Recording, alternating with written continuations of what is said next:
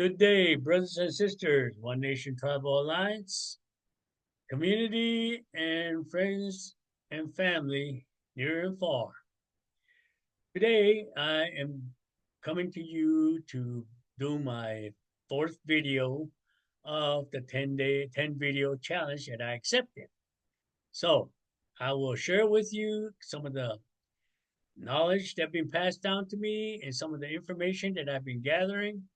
So, just bear with me. I am getting myself technology inclined. So here we go. Let me get this thing started and we can go from there. So, okay.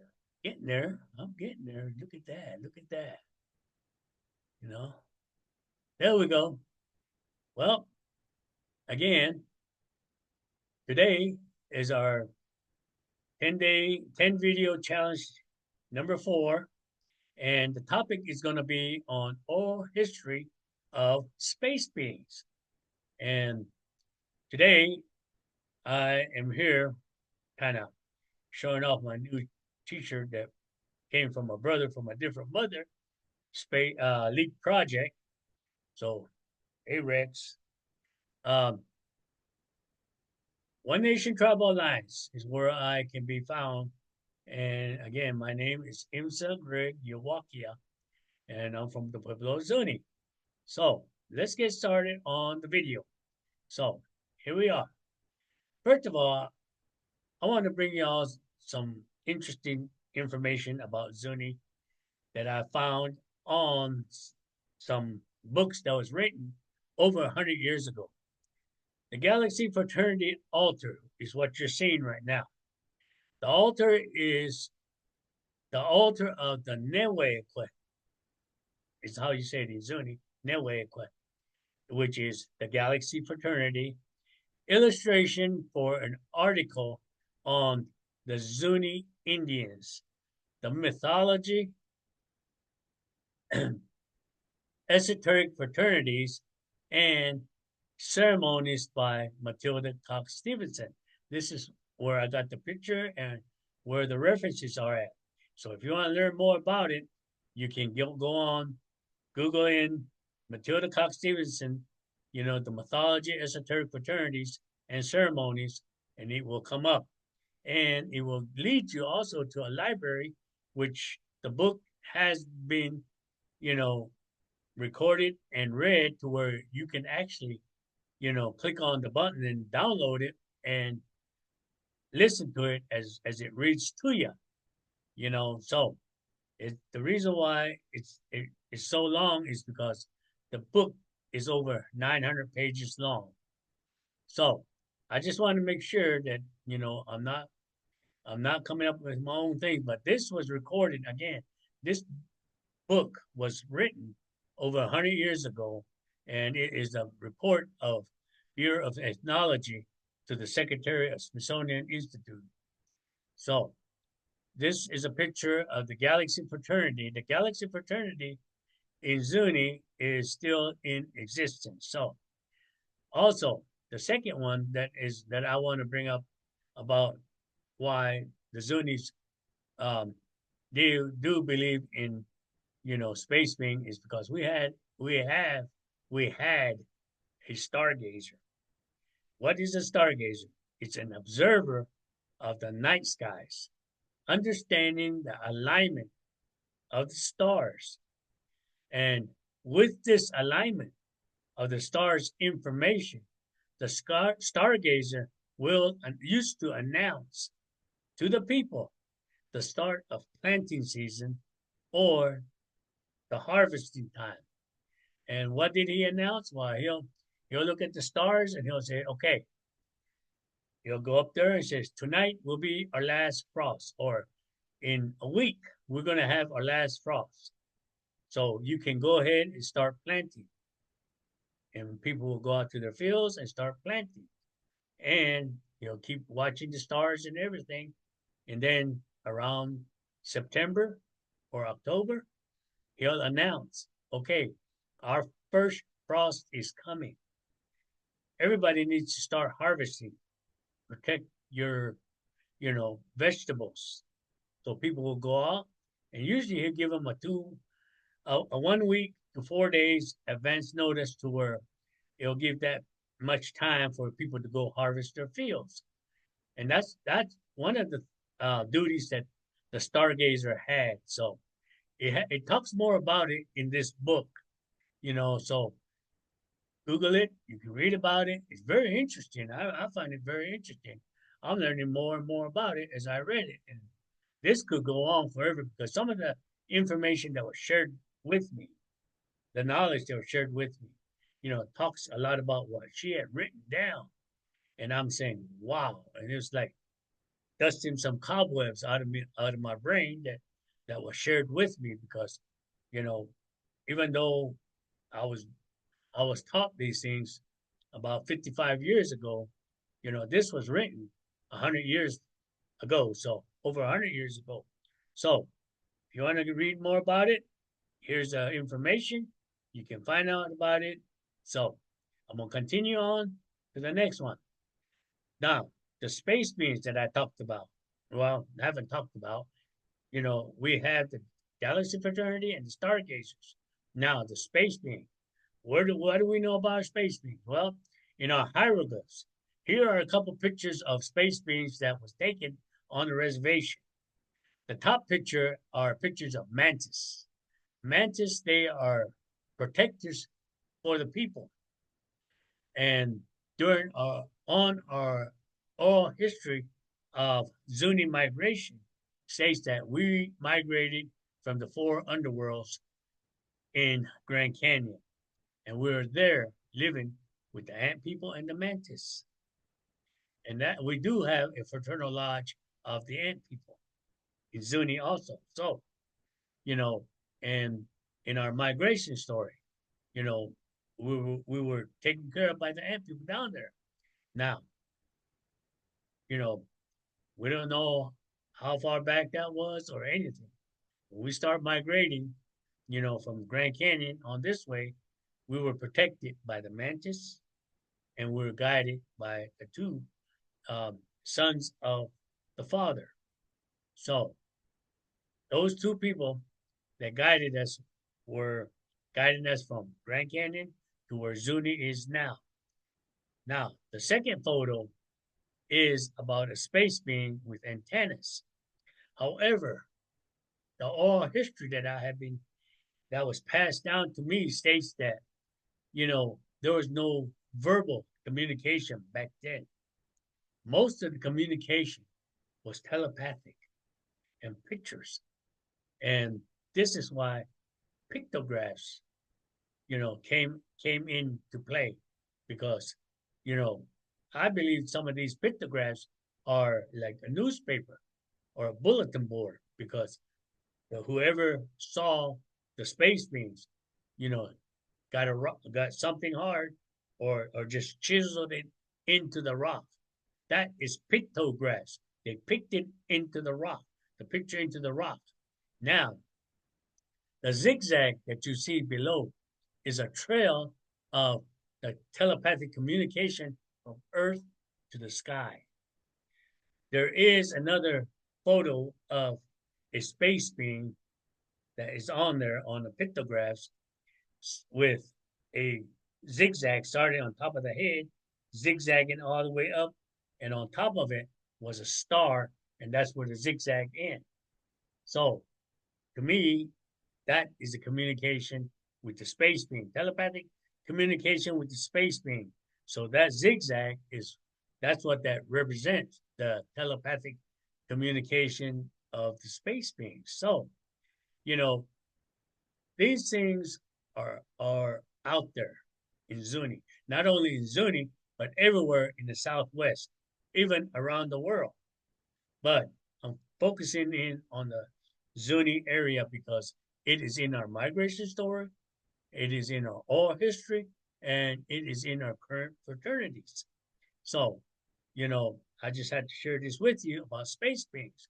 Now, it goes in depth, but, you know, these are just going to be brief videos about the 10 video challenge because one of the things was that it should be about 15 to 20 minutes long to continue to grab the people's attention. So now this is a picture of the late Clifford Mahudi, a Zuni elder. Elder Mahudi spoke a lot about space beings, not to convince anyone about their existence, but to share that we all need to raise our vibration and to live a spiritual life back into the higher dimension where these beings can come back to us and communicate with us because, we need to raise our vibration. We get so hurtled into the 3D realm. We all know it starts from the beginning. From the time you get out of that chute, you are being programmed. Going into the schools, going into wherever your everyday life. But you need to break away from that. Understand a spiritual life. Be awoke.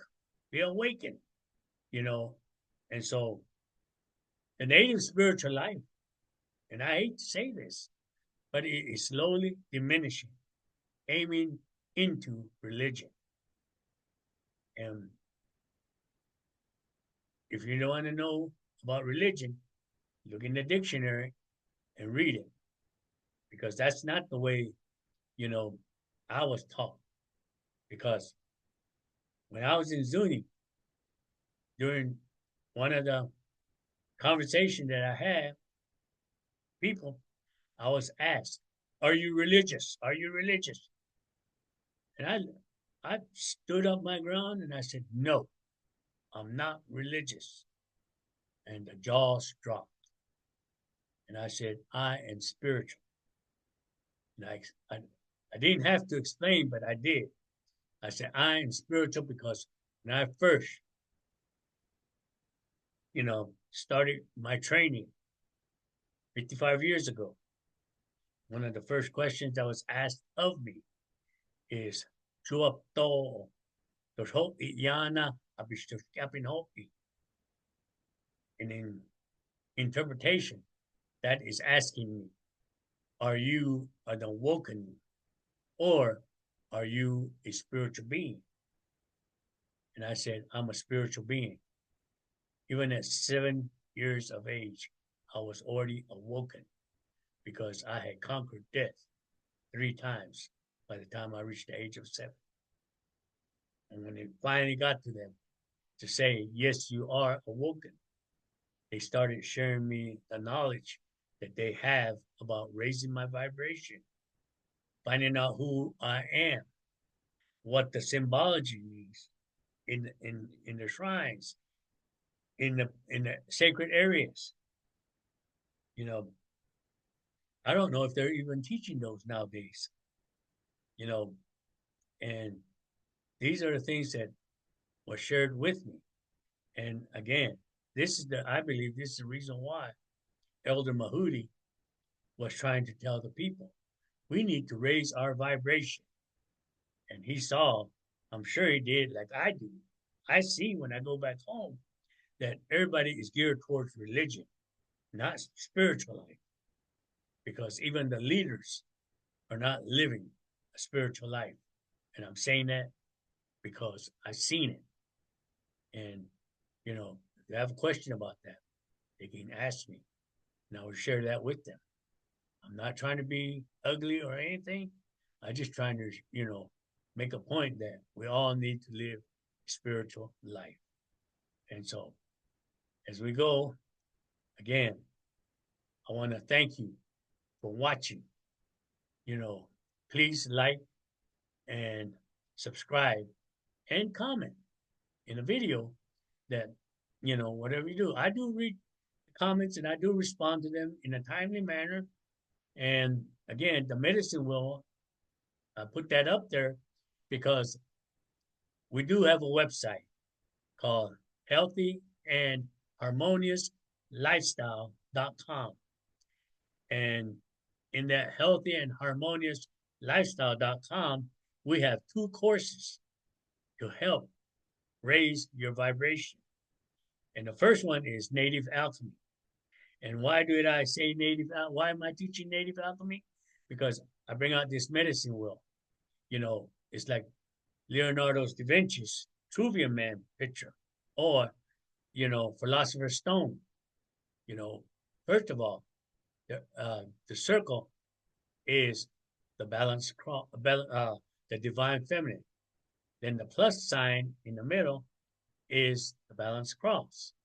And the four slices on there are the four elemental square, which is the directions. Red being south, black being west, white being north, yellow being east. Now, it also goes further and to have, you know, who we are, raising your vibration, the root chakra, Mother Earth, connecting, teaches you, I am who, you got to find out who you are and what you want to do, what you're going to, I am is basically Allah. And when you talk about I am, you talk about connecting Mother Earth, Father above. It is quoted many places. And the second one, second chakra, which is sacral, which is in the medicine world, west, water. Water is what? Water is spirit. Water moves by what? Motion. So when you put spirit and water together, make it move, gotta have emotion. So the third one is again the solar plex in the chakra, but it is also fire, energy, you know. So this on back to the west, this is I feel. When you start studying about this, I feel, it talks about what do you feel? I feel spiritually, spiritually. I when I shared this class with you, share the knowledge that was shared with me. You learn how to feel your energy, your aura, and all this kind. You learn how to use your vision, your peripheral vision, your third eye, your direct vision. You learn how to utilize them, And in the third one, solar plex is I do, you know, in the prayer conscious level is I do. Now, the fourth one is in the chakras is the heart, vibration, air, you know, and that is I love in the prayer conscious level. And so, when you get to I love, what changes you? Love changes you. So again, those are the four things that I'll go further on, which is I talk about the inner circle, which is the fifth chakra. I speak. Your words are powerful. This is the beginning of the esoteric. That's the divine feminine, esoteric part, you know. Then we go into the balanced cross, which is, you know, your third eye. I see, you know. And then the outer circle, which is the cosmic womb, which is in the conscious level. I know. When you realize, when you get to the higher dimension, you start realizing, yes, I know that there is more out there than in this earthly realm. And by that time, when the last three chakras, which is throat, your pineal gland, and your crown, those are the esoteric chakras. And I go more into that. And we'll go into that because I don't like to get into that right away because, you know, you got to learn to protect yourself first before you go into that. But I know I'm getting carried away with my space beam, but this is one of the things I wanted to share with you all because, you know, I know I talk about, you know, our contact with the space beings. And I don't know what more I can say about. I showed you that we'll have a galaxy fraternity, stargazer, And I showed you some of the pictures of, you know, the hieroglyphs that we have, and to get to that level of understanding, you got to raise your vibration. We all need to raise our vibration and live a spiritual life. So, thank you for watching this video, and I will continue on with my next videos. So, I love y'all, and y'all have a blessed weekend.